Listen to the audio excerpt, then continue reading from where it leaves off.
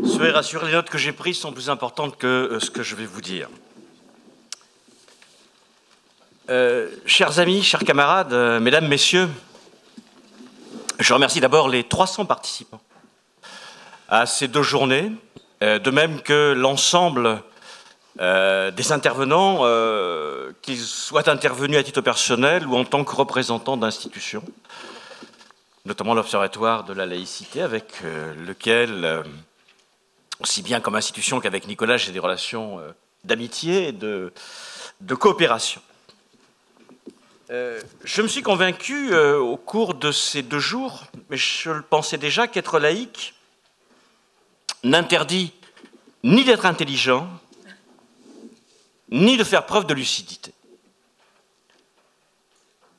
La Ligue de l'enseignement a toujours veillé au cours de ses 150 ans d'histoire à ne jamais se poser en donneuse de leçons, mais elle n'a jamais non plus hésité à poser les questions qui pouvaient éventuellement déranger, comme l'a lumineusement montré Jean-Paul Martin dans son propos introductif. Et je ne vous surprendrai pas en vous indiquant que notre ligne de conduite ne connaîtra pas d'infléchissement, et sans faire preuve d'orgueil déplacé, je pense que 150 ans d'histoire n'ont affaibli aucune des 2 exigences que j'évoquais en commençant, l'intelligence et la lucidité. Nous aurions pu rêver un petit peu comme le fit si bien Stéphane Mallarmé, de définir les contours d'un tombeau que nous destinerions à ce principe qui n'a cessé de nous faire agir, afin de nous convaincre qu'il avait valeur d'éternité parce que se définissant comme porteur d'universel, tel qu'en elle-même, enfin, l'éternité la change, parlant de la laïcité et évoquant le tombeau d'Edgar Allan Poe de Mallarmé. Et puis, nous avons décidé de maintenir notre réflexion inscrite dans une stratégie d'élucidation des impératifs que nous impose une société devenue multiculturelle, et je pense que nous avons eu, que nous avons et que nous aurons dans l'avenir raison de nous comporter ainsi. Nous avons tantôt explicitement, tantôt de façon plus implicite, posé 2 exigences de méthode.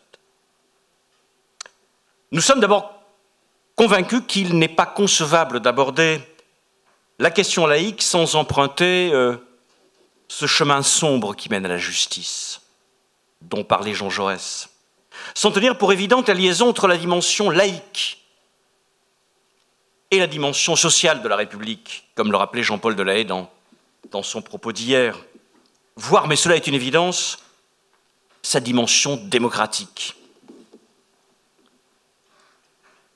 Les principes n'ont de sens que confrontés à l'épaisseur du réel. Nous considérons également que le débat laïque participe du débat culturel. Il n'y a pas d'hégémonie laïque envisageable ou possible sans hégémonie culturelle progressive.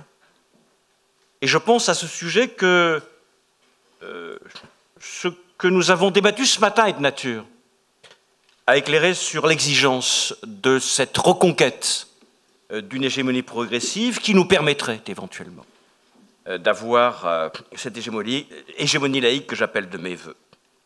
Ceci nous permettrait d'éviter de parler une langue morte et de nous contenir dans une psalmodie confortable sous le regard sévère de donneurs de leçons, au mieux confortablement installés dans le ciel des idées, au pire, et malheureusement nous y sommes déjà, détrousseurs d'un principe qu'ils mettent au service d'une stratégie visant à obtenir la capitulation de ceux qui ne répondent pas à la lecture identitaire qu'ils font de l'univers social, qu'ils continuent par commodité, j'invente le terme, mais à qualifier de républicain ou de biblocentré. Nous débattons dans un contexte, chers amis, chers camarades, dans lequel la laïcité a, semble-t-il, pour ceux qui s'en réclament de la façon la plus tonitruante, perdu de sa fonction initiale d'émancipation, de sa capacité à desserrer le poids des appartenances. Vous l'avez parfois entendu, la vérité résiderait dans la formulation d'interdits, dans la construction d'obligations. D'où vient-il que ce ne soit que dans une compulsivité normative, porteuse d'interdictions, de la part d'une société qui semble avoir perdu sa capacité à concevoir l'avenir, que pour certains résiderait le carburant d'une laïcité utile, c'est-à-dire de nature à purger l'univers social de ce qui blesse leur regard.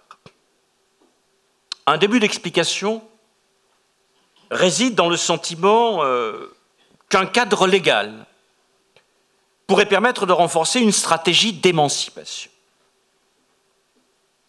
Une formule souvent citée dans les vieux manuels de droit social, souvent du siècle dernier, résume assez bien cette vision des choses. Entre le fort et le faible, c'est la liberté qui opprime et c'est la loi qui affranchit. Notre code du travail est issu de cette conviction. Formulée par, je ne peux pas éviter de citer son auteur, le père Lacordaire, dominicain libéral au mi-temps du XIXe siècle. Peut-être le religieux avait-il raison, sauf que le faible n'est plus ici l'individu dans son rapport à l'individu, mais la société dans son rapport à ses composantes minoritaires. Ce ne sont plus des droits qu'il convient de poser, mais des interdits d'élaborer, des censures de poser. Et à ce moment-là, je pense que ce n'est plus Lacordaire qu'il faut convoquer, mais Voltaire, lorsqu'il considérait que l'on interdit que ce l'on n'a pas assez d'esprit ou de courage pour mettre en débat. D'autant que, à l'inverse, les mêmes qui répugnent, suggèrent ces logiques d'interdiction, répugnent à l'adoption de lois émancipatrices, telles celles qui ouvrent le mariage pour tous. Laïque, oui, mais, le disent-ils, dans les limites d'une vision sociale conformée.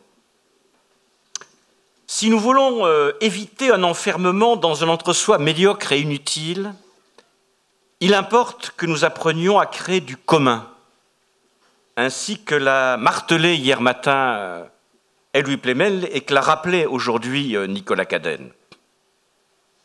Cela ne veut pas dire que nous cessions d'être des enfants des Lumières. La laïcité n'aurait pas de sens dépouillée de l'idéal émancipateur qui les fit s'allumer. Les 4 principes d'identification de la laïcité évoqués par Valentine Zuber, la liberté, l'égalité réelle, le refus de toute discrimination, la possible expression de toutes les convictions sont l'expression de cette logique émancipatrice des Lumières. Mais notre regard sur l'universel ne doit jamais se limiter à une référence dévote et désincarnée. Et je pense que les acteurs du combat féministe en savent quelque chose. Si nous voulons continuer à lui faire produire sa capacité ou leur capacité pour les Lumières à nous rendre plus libres, il faut d'abord, comme je l'ai indiqué, que nous nous attachions à produire du commun à partir de la diversité sociale, culturelle, voire cultuelle, conçue comme le creuset d'émergence de formidables ressources de sens. Pour paraphraser le philosophe François Julien, il faut que nous ayons l'intelligence de débusquer les richesses qui résident l'antre en discernant les vérités transitoires qui émergent des écarts de culture. C'est peut-être là que réside ce creuset de cet humanisme du divers qu'évoquait tout à l'heure Nadia Azou. Produire du commun sans rien renier de l'ambition universaliste, sans jamais nous déprendre de notre héritage, mais sans jamais non plus taire la complexité, la rugosité, la richesse et même éventuellement la capacité de résistance du réel. Ce n'est pas parce que le réel nous résiste que nous devons considérer qu'il se trompe. Et si nous n'avons pas l'intelligence de le prendre pour ce qu'il donne à voir, il est vraisemblable qu'il se vengera. L'histoire en offre de successives et navrantes illustrations. Et ce que nous percevons comme des symptômes qui nous interrogent risque de devenir des maladies réelles. Croyez-moi, ce qui se trame dans les têtes a constamment plus d'importance que ce qui se laisse voir sur les têtes. Mais encore faut-il que nous échappions aux logiques d'essentialisation qui, derrière les catégories ou des catégories, font se dissoudre les individus, font disparaître les hommes et les femmes gourmands de liberté, d'égalité, mais également de reconnaissance de ce qui les construit. Et je voudrais simplement donner un exemple très rapide sur cette question de l'essentialisation. Elle vous a peut-être échappé, mais elle date de quelques jours. Il s'agit du réquisitoire, dont vous avez reçu l'écho, d'un procureur de la République devant le tribunal de grande instance de Lyon à propos des poursuites engagées contre la présidente du Front National évoquant les prières de rue des musulmans. Et ce haut magistrat, dans une comparaison rapide, a considéré que les termes utilisés par la présidente du Front National étaient équivalentes à celles qu'avait évoquées Michel Houellebecq parlant d'islam. Michel Houellebecq a dit que l'islam est sûrement une des religions les plus cons. Sauf qu'il a débattu d'une conviction, maladroitement peut-être, mais il n'évoquait pas les musulmans, il évoquait l'islam. Il évoquait une pensée. Il se situait dans une logique de liberté d'expression. Que dit Marine Le Pen? Ce sont les musulmans, les individus musulmans, qui par leur comportement sont de nature à reproduire l'occupation allemande ou l'occupation nazie. Comme quoi, même quelqu'un ayant des responsabilités qui sont celles d'un magistrat peut commettre ce type d'erreur. Soyons en permanence attentifs à éviter ou à dénoncer ces logiques d'essentialisation. Mes camarades, j'ai tenté de définir les contours d'une stratégie. Mais cela ne suffit pas. Encore faut-il que derrière les mots, nous inventions les moyens de soigner les mots que nous pouvons identifier. Nous n'avons pas attendu l'occurrence de nos 150 ans pour nous mettre au travail, notamment au travers d'une réflexion sur nos propres pratiques dans le cadre des activités que nous développons. Cette laïcité élucidatrice, généreuse, compréhensive, éducatrice, permettez les adjectifs, mais je fais comme tout le monde, puisque certains parlent de laïcité républicaine, afin de bien démontrer que l'adjectivisation est une erreur. Donc cette laïcité éducatrice, élucidatrice, généreuse et compréhensive, nous souhaitons aussi la rendre opératoire, au-delà du périmètre de nos propres actions. Président de la Fédération humaniste européenne, que je remercie d'avoir fait le déplacement depuis Bruxelles, mon ami Pierre Galland a évoqué la façon dont nous nous situons dans le concert européen, en veillant à ce que les pailles et les poutres dans les yeux des uns et des autres n'apparaissent pas comme équivalentes. Et je sais que d'autres démarches dans le cadre européen sont également engagées. Nous avons lié des partenariats importants avec l'Observatoire de la laïcité, avec l'espace universitaire, d'ailleurs avec les deux, dans le cadre de l'organisation d'un certain nombre de DU. C'est un peu mon privilège d'être président de la Ligue et universitaire, ce qui me permet de faire des va-et-vient.